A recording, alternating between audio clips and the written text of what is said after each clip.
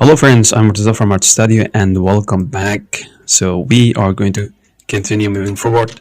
If I just press number 5, you can see that it will switch between the orthographic and perspective mode, which is useful. Okay, so the orthographic mode is really cool, and you can view, and even we can take a render in orthographic mode. Okay, which is really popular.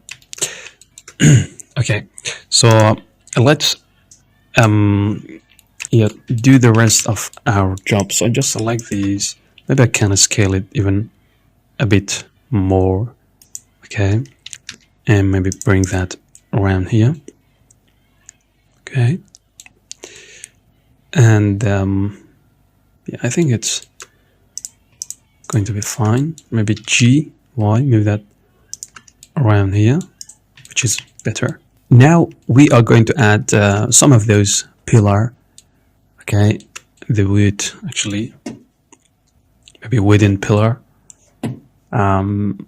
So let's take a look at the image reference which we have here. So this guy, and here we have a lot of those. Okay, which we can start creating those parts. Okay, so it's a good idea to take a duplication of this one. So I just holding down Shift D and rotate it in Y 90 degrees. So let's set origin to geometry and look at from this part. We may need to scale it in Y axis so that we see a quad. Okay, so now what I'm going to do is that I select these guys and I just scale those, and then we can select the back side and scale those like so, and then this part and scale it. Okay, and move those a little bit down. So as you see, I just selected. Oh, so we got a little bit of problem. So we need to set that one to individual. Okay, so when I set that one to individual, as you can see, it will work really fine. So I just select all of those, okay, and then I select just the top faces and I just scale those, okay, a little bit. And even this part, I select those and scale those, and maybe I move those a little bit down, and everything will be fine. So now back to this pillar. I want to maybe select these guys, these vertices, and dissolve those. Okay, and just push that down. And now I want to push those down. Select and GG, and so do not. Maybe we can just grab that and push those down. Okay. So we need to grab this guy as well. This one. Right click, set origin to geometry. Press G and move that. Select here. Okay, Control S to save. Maybe it's a good position, so we need to think about. So move that in Y axis a little bit and scale it even by S. Scale that around here. So maybe we need to move that a little bit here. So now select GG, move those down, and as well here. Okay, so we do those by the hand. So let's look. Things is great. So what is that happen here? I think we get some problem here. So let's press 3 for face, and we as you can see, we get the same problem that we had. So I select all of these faces and delete those. Okay, now I press 2 for edge mode, holding down Alt and fill that area.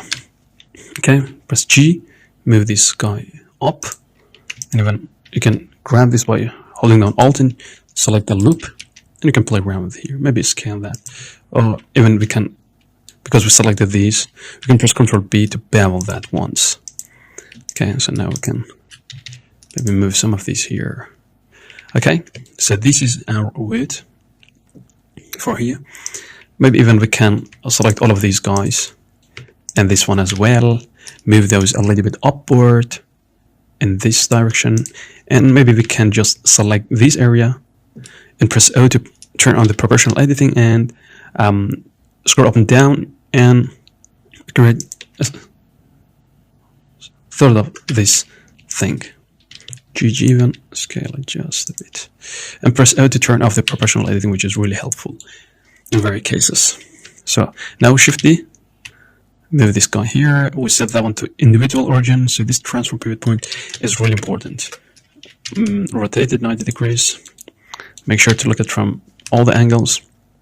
If I just press 1, I can see from the front of the graphic. But if I just want to look at from the back, so I need holding down Control and press 1, so then you can see it. If I just press 1, front of the graphic. If I press Control 1, back of the graphic. And the same thing for 3. Here is right, and holding down Control and 3, left, okay? Which is really fast. So now G, move that across here, and a little bit here. Okay, and even we can do things by hand. Grab it from here, maybe here, and yeah, that's really cool. It's really cool. Okay, so the other thing is that we can take a duplication of these two, Shift D in and G y-axis. Okay, and we may need to select these two and maybe move those in y-axis a little bit more. So if you want, we can, as we did before, just set those by random to different position, maybe G, Y, reposition that, and maybe look at from here. Maybe we need to select all of these, press O to professional editing, enable, and move those here, maybe G, and play around with that. Okay, we see something like this. Okay, or then we can play around with this guy. Okay, and move this guy here. Okay, so there is a lot of way to do these things. Maybe R and R 90 degrees, and look at from here. Maybe we push that here just a little bit in x-axis, and here we go. Maybe some of these needs to be a little bit bigger, okay, compared to the image reference, and as well here. Okay, and some of those we can keep like this. Okay, and now we can add a wood plank right here, because we have this wood plank right here, and then here we have. So for that, I can take a copy of this GZ and move that upward, and then we can go to press tab A and scale it in z-axis. SY, like so. G, move that here, and we can move that a little bit more. Maybe SZ. So later we need to apply some of these scales, okay? Otherwise we are going to get some trouble during the texturing. So if I press N, you can see that its scale is same, but this one, as you can see, the scale is one value, 160, 160. But this one is 0.095, 0.86, 0. So we need to apply that by Control A, okay, and apply the scale so that everything is going to be one value. But if we do that, as you can see, this will be changed as well. So we need to think about that, or maybe keep that for now, okay? But the best thing is that we can apply things, we can scale the object inside the edit mode. And for example, if I just add a cube, so let's focus on this 2 cube, Shift D, take another duplication, okay? So this one, I want to scale right here. As you can see, this has been changed. Okay, so let's scale it by unit, SZ, maybe half, okay?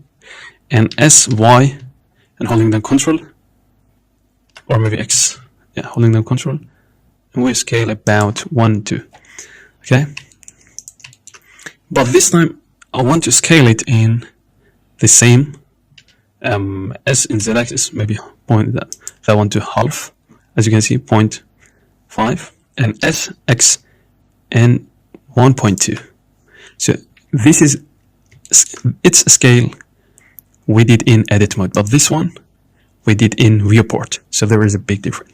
So this one, which we did in edit mode, its scale is the same because we did that in edit mode. So we don't need to apply by pressing Ctrl and apply the scale. But this guy, we need to press Ctrl A, okay, and apply that so that we can have a good scale. Okay, so that's really important. It's really important to we set the scale or apply the scale so that it be 111. Okay, but in this case, if I just add some texture to this one with this values, different values, so I'm going to get a stretched texture. Okay, so think about that. That's really important.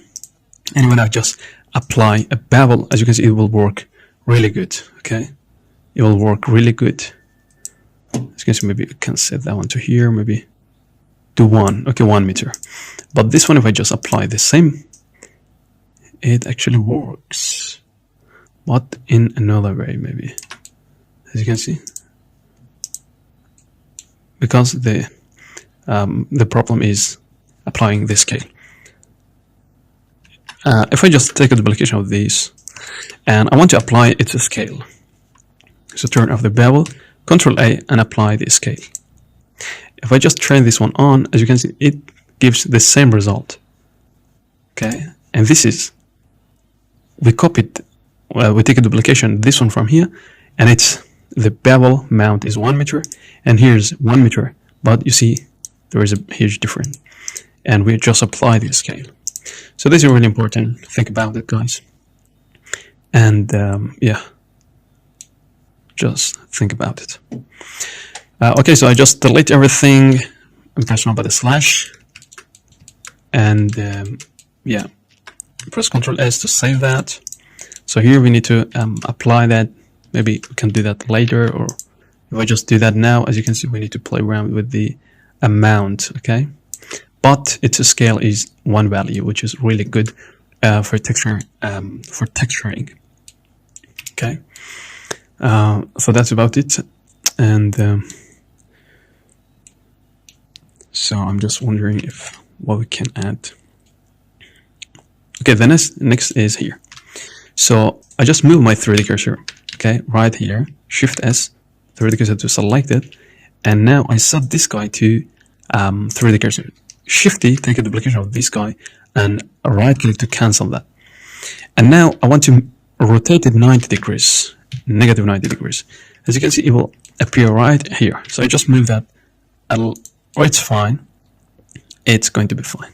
Okay, and then I just do that again. Shift R. I'm sorry. So Shift D first, and then R and 90 degrees.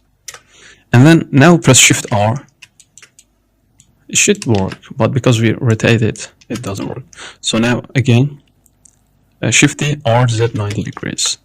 Okay, now we have that all around. So focus on these two. And now we set those to individual origin. We go in edit mode and scale those in x-axis, maybe around here, and scale those in y-axis a little bit. So press O to turn off the proportionality so that we doesn't lose things by mistake. So I'm in wireframe mode. I move those towards the x. Okay. So now even we can scale those. Okay, S, Z.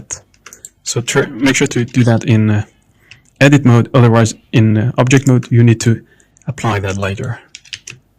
So it's good. So holding down Control and deselect these because we selected both. So I'm holding down Control and deselect these. And now I want to move this by GX so that we see that from here clearly.